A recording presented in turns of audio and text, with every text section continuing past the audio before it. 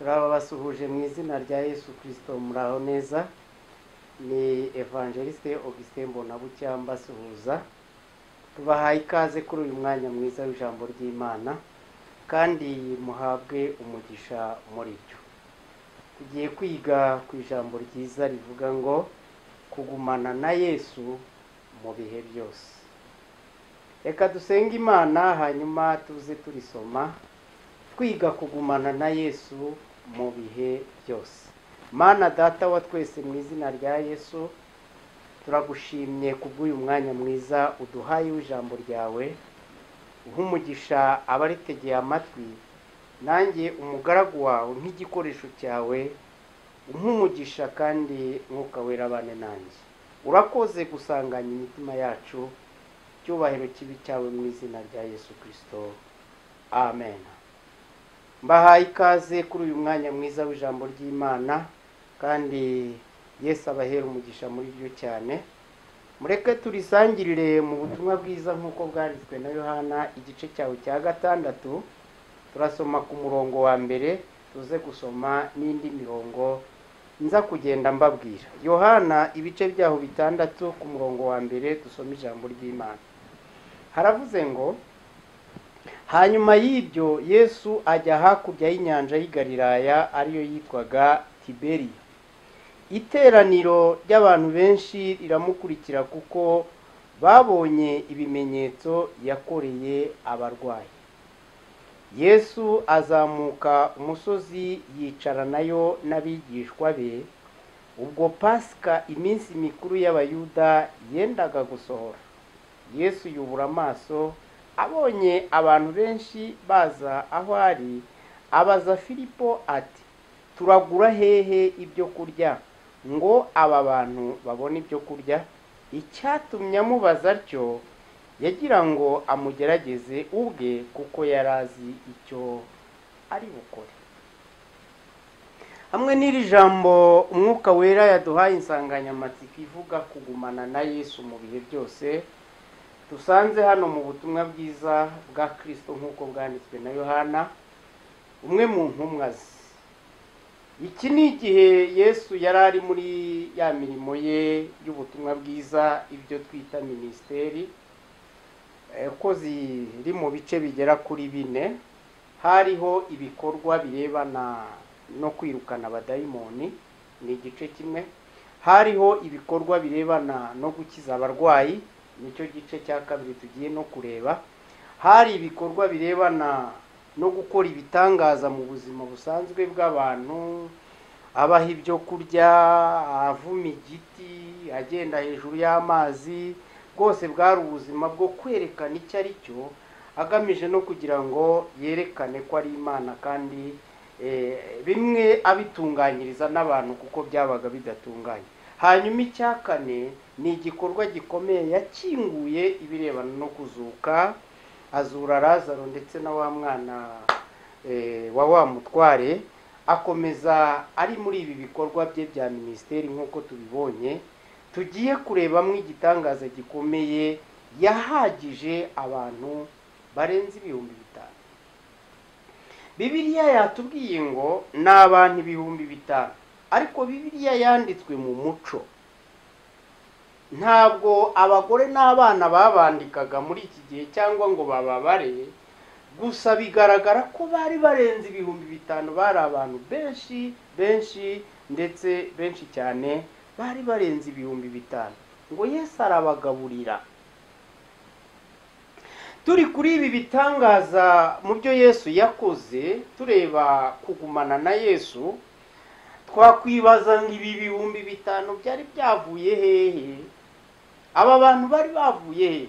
Mu mibereho yacu cyane cyane muri iki gihe tugezemo, kubona abantu 5,000 ubwiriza, kubona abantu 5,000 bagukurikira bicaye bari kumwe nawe cyangwa bari imbere yawe, mu gihe cyacu ntago byoroshye. Twakwibaza ngo ariko se abantu barenze 5,000 Yesu yari yabararitse ate?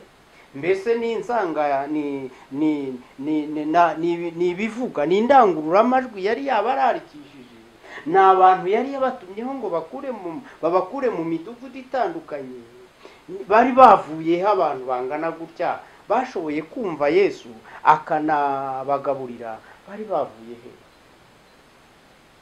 Bibiliya yatubwiye ibyiciro bine by'abantu bari imbere ya Yesu. Icyiciro cya mbere ngo ni abantu bari baje i Yerusalemu mu minsi mikuru ya Pasika, twabisomye hariya ku murongo wawo wa kabiri.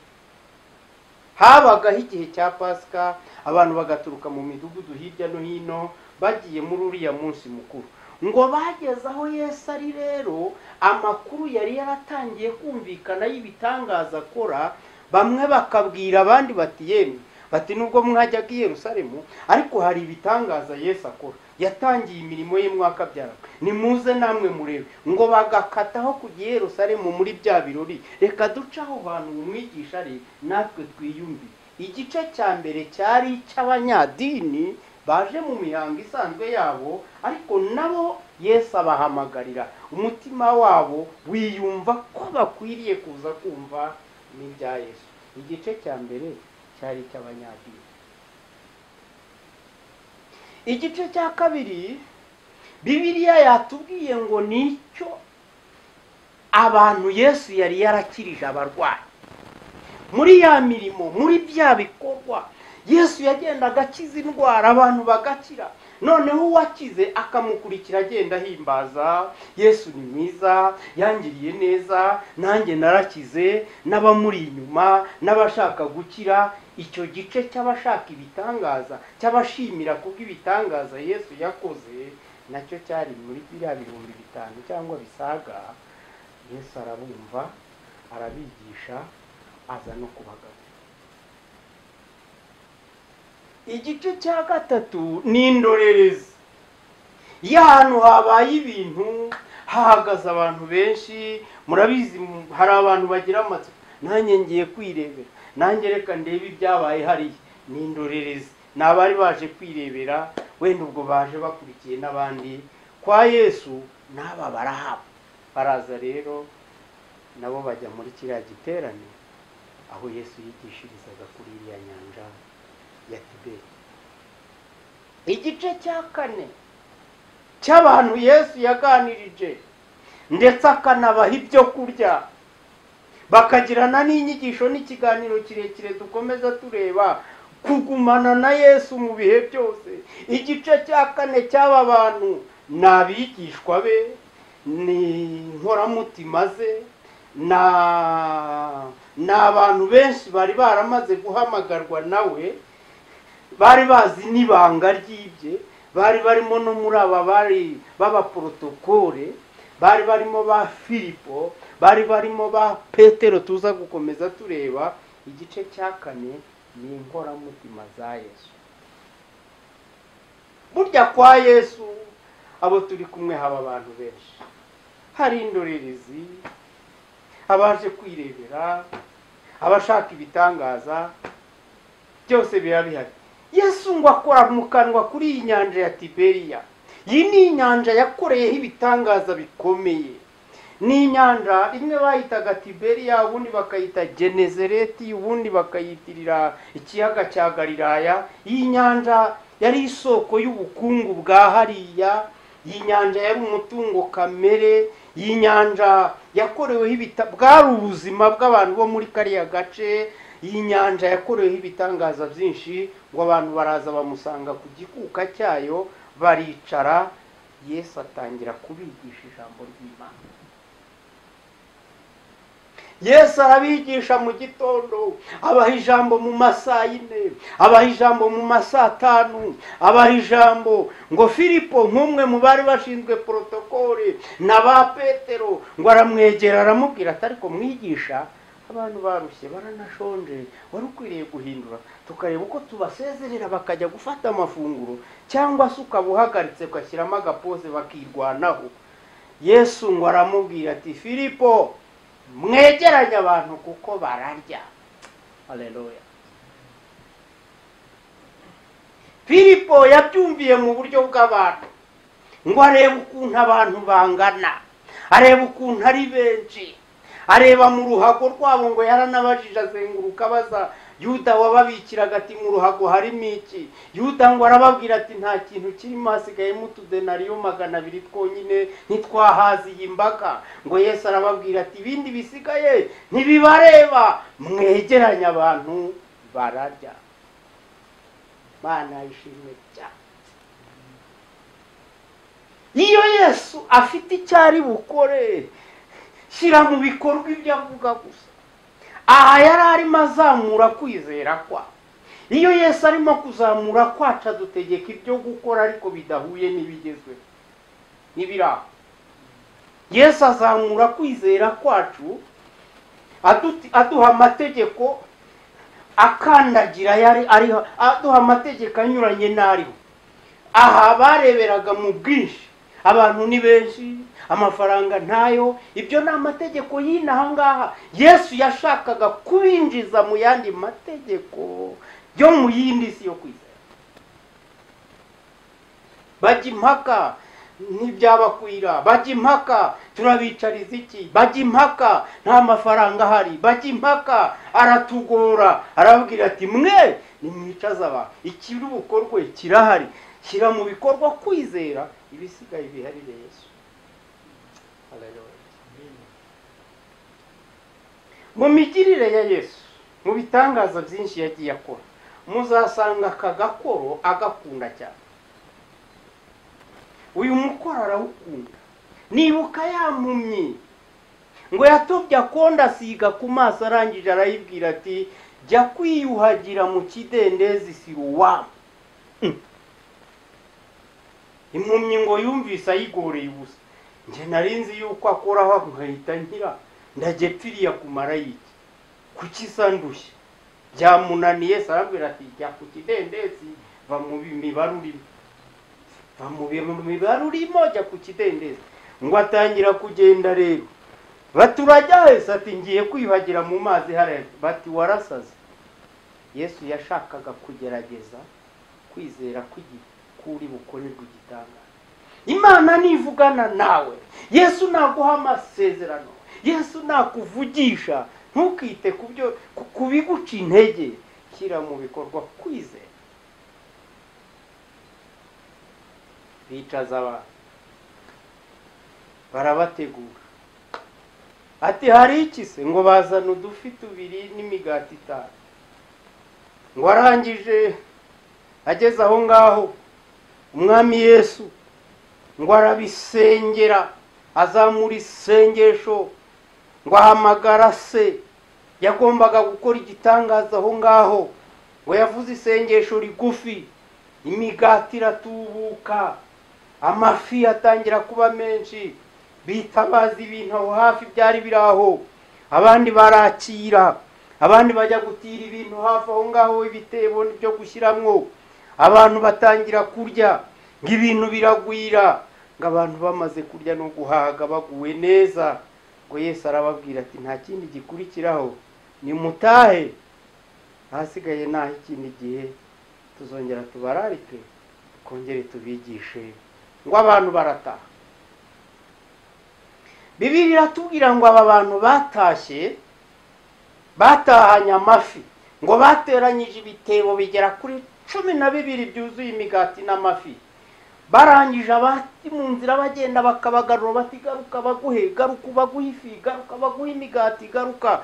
Ngo imigati baratahana, amafi bajyana mu rugo, bashyira basigaye.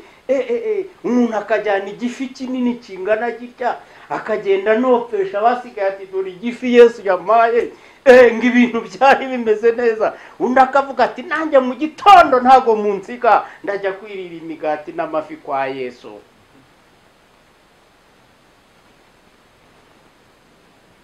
Ngo mu gitondo kare kare baraye bagera ijoro, turajya kwirira amafi Yesu yarayatanze ejo, turajya kwirira imigati Yesu ejo yiri wayitanga. Ngo baraye batasinziriye, bose bagenda bahurira hahandi ku gikuka aho Yesu yigishirije hafi y'Ikaperinaumu. Ariko uwo mugoroba Yesu yahise ahindura gahunda, abwira abigishwa be mwambuke mujyi Kaperinawumu nanjye ndajya gusenga, kuko Yesu yakundaga gusenga. Inkuru hano niko itubwira, ntago we yajyanye nabo, ntiyanaraye ahantu hasanzwe, yazamutse umusozi Yesu ajya gusenga, gusaba imbaraga.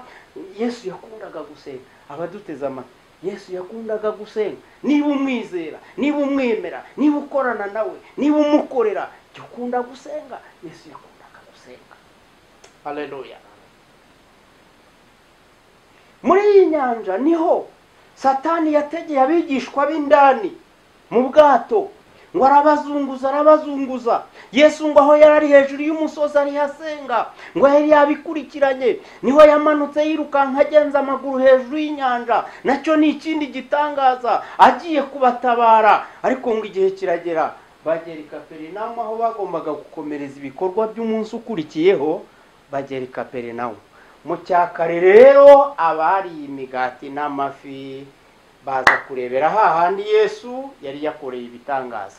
Barababura bakabaza, nta Yesu mwatuboneye hano n'abigishwa be hano muri iki gitondora? Bati bambutse bagiye i Kaperinawumu, mujye twabonye bambuka nimugoroba. Ngo maze batega amato. Urajya he? Kaperinawumu. Bakishyura, tugiye Kaperinawumu gushaka Yesu.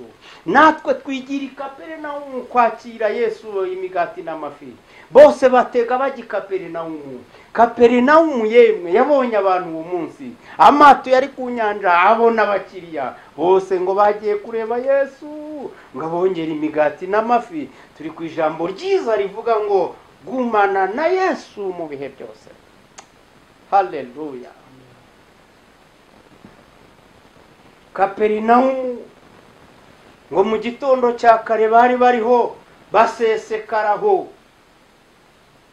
baba benshi cyane, baje kureba imigati n'amafi. Bari abantu benshi muri icyo gihe cy'i Kaperinawumu. Yesu nawe ngo aba yabibonye ko baje kumureba, ngo aterura inyigisho igendanye n'umunsi yari yaraye abisengera, ngo aterura inyigisho nshyashya igendanye n'umunsi, abigisha inyigisho nzima, abigisha ko kumukurikira bitagoye no kumukorera ari umutwaro utaremereye. Akora muri za nyigisho ze, abigisha kwihangana, abigisha kubabarira, abigisha kutihorera, ya nyigisho yo muri Matayo 5, abigisha gusenga, abigisha gusenga biyirije ubusa. Yesu arabigisha i Kaperinawumu. Ngo arasubiriye mu gitondo saa 2, saa 4 aracyabigisha, saa 5 aracyabigisha, saa 6 Yesu agumya kubigisha. Ngo byageze saa 7, ngo uwa mbere atangira kwayura, ngo w'intwari ngo azamura ikiganza, atariko turabona ibi bintu baturarikiye atari byo, reka nibarize. Ngo atera ukuboko hejuru ati, Yesu tubwire. Yesu, Mose yakoze ibitangaza ari mu butayu, mbese we nta kintu wadupangira kigendanye nuko nawe wakora ibimeze nk'ibya Mose watanze manu mu butayu? Yesu aba yamuvumbuye. Yumva arerekeza ku migati. Yesu aba yamuvumbuye. Ngo arangije ahindura inyigisho nziza cyane igendanye n'umunsi. Vuga ati, ninjye mutsima w'ubugingo. Haleluya. Imitsima n'ibyo kurya Mose yatanze kuri ba sogokuruza mu butayu, barabiriye barapfa. Ariko njyeweho urya umubiri wanjye akanywa n'amaraso yanjye ntazapfa. Haleluya. Ngo bumve n'inyigisho ikomeye irabasoba. Kurya umubiri wa Kristo, kunywa amaraso ye, bumva birabacanze. Nibwo ngo batangiye kugenda bigendera. Nge mwandarikiye amafi, none nibyo mubajije si byanshubije. Mundarikira imigati, none nta yari kuvuga. Ngo batangira kwigendera, umwe yigendera, undi yigendera. Hanyuma ijambo ry'Imana riratubwira muri iki gice cya 6 ku murongo wa 66 haravuga ngo, benshi mu bigishwa be bahera ubwo basubira inyuma, barorera kugendana nawe. Yesu abaza abigishwa be 12 ati, kandi namwe murashaka kugenda? Simoni Petero aramusubiza ati, twakuvaho tukajya kuri nde ko ari wowe ufite amagambo y'ubugingo?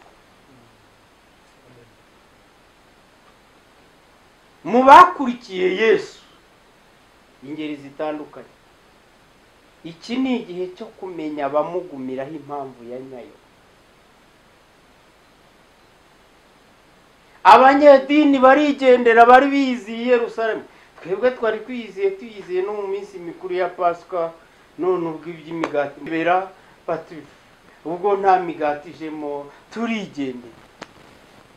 Abajemo nk'abakurikiye ibitangaza, twari tuzi ko uyu munsi akora ibitangaza, none tubonye ntabyo akoze, ari kutubwira ibindi tutumva. Nshuti z'Imana, igihe kijya kigera ibintu bigasobanuka icyo abantu bakurikiye Yesu. Hari abamukurikira ngo ibitangaza babibura bakigendera. Hari abamukurikira yemwe ngo azabaha imigisha, cyo akorana nayitanga, ariko ayitangira ku gihe. Iyo bamwe bananiwe gutegereza iyo migisha ku gihe cyayo, amasezerano yatinze, hari abamusezeraho bakigendera. Muri ibi bihe bya korona hari abantu bategereje amasezerano ya Kristo, babona korona yayazinze byanze. Bamwe disi ngo barigendeye. Mbese yarazi yuko azashyingirwa muri bya bintu byiza, muri cya gihe yari yapanze, abonye korona itinze, birashoboka ko atashoboye kwihangana, nawe arasezera ati ndigendeye. Ariko wowe ugiye, wewe wagiye, wowe ushaka kugenda, mbese niki cyatumye ukurikira Yesu?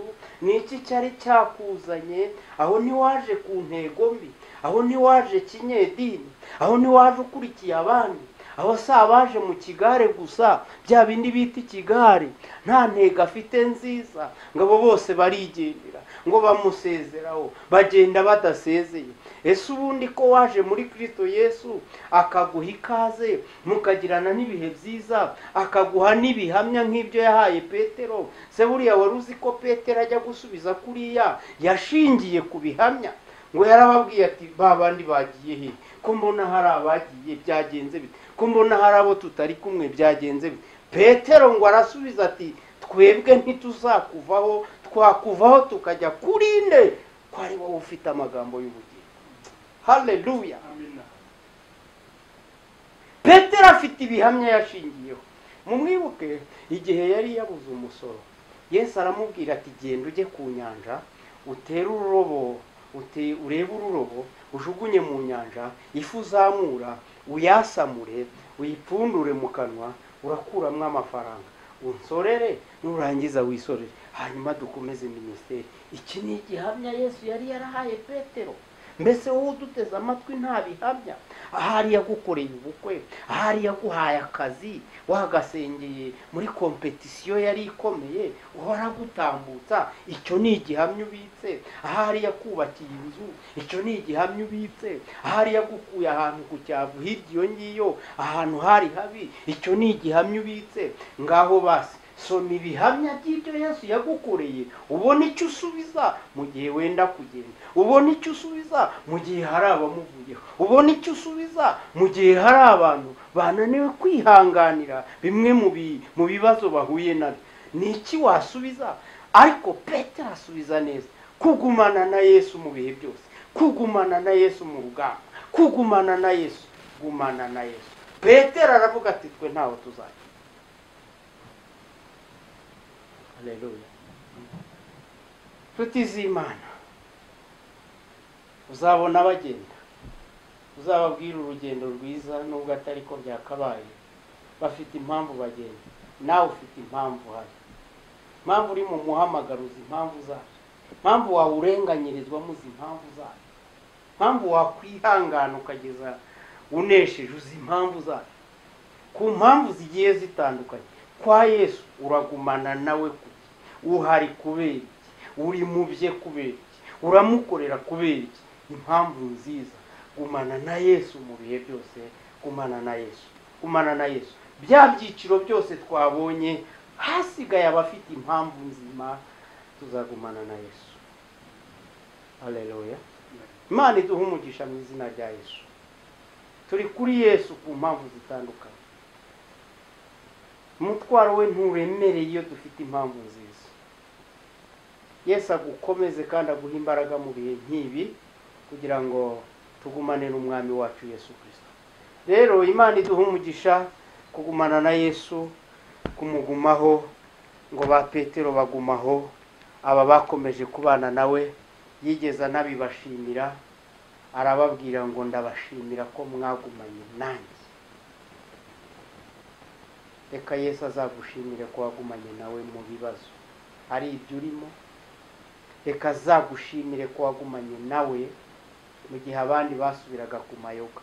Reka azagushimire ko wagumanye nawe mu gihe bishingiraga. Reka azagushimire ko wagumanye nawe mu gihe bahemukaga bakamukoza isoni. Mu rwandiko rwandikiwe Abaheburayo haravuga ngo bagakoza isoni Yesu bakamuhemura ku mugaragaro, aho banyuze bamuhamya bakahanyura bamusebya. Oya, ntube muri abo, gumana na Yesu azagushimire ko wihanganye aho abandi bananiwe kwihangana. Reka dusengane Imana, Imana idukomeze, iduhe imbaraga zo kugumana nawe. Yesu atugirire neza kandi adukomeze muri iri jambo mu izina rya Yesu Kristo, amen. Reka dusenge Imana, tugusengere natwe twisengere, tugumane na Yesu. Mana Data, turagushimiye mu izina rya Yesu, dushimiye abumvise iri jambo bose. Twarahamagawe, twaje tugukurikiye, twizeye ibitangaza ndetse n'ibimenyetso byawe, nicyo gituma turi kumwe nawe. Si nicyo gusa, dufite ibihamya by'ibyo wagiye udukorera kuri umwami kandi kuzaduha n'ubugingo. Tubishingiyeho rero tuzagukurikira, tuzagukorera, tuzaguhamya, tuzakwamamaza. Niko dusabiranye twese kubumvise iri jambo. Turarikiye n'abandi benshi mu isengesho ngo bumvise iri jambo bagumane nawe kugeza ibihe byose kandi utanga ubugingo muri bo. Urakoze kuduha umugisha mu ijambo ryawe mu izina rya Kristo Yesu, amen, amen.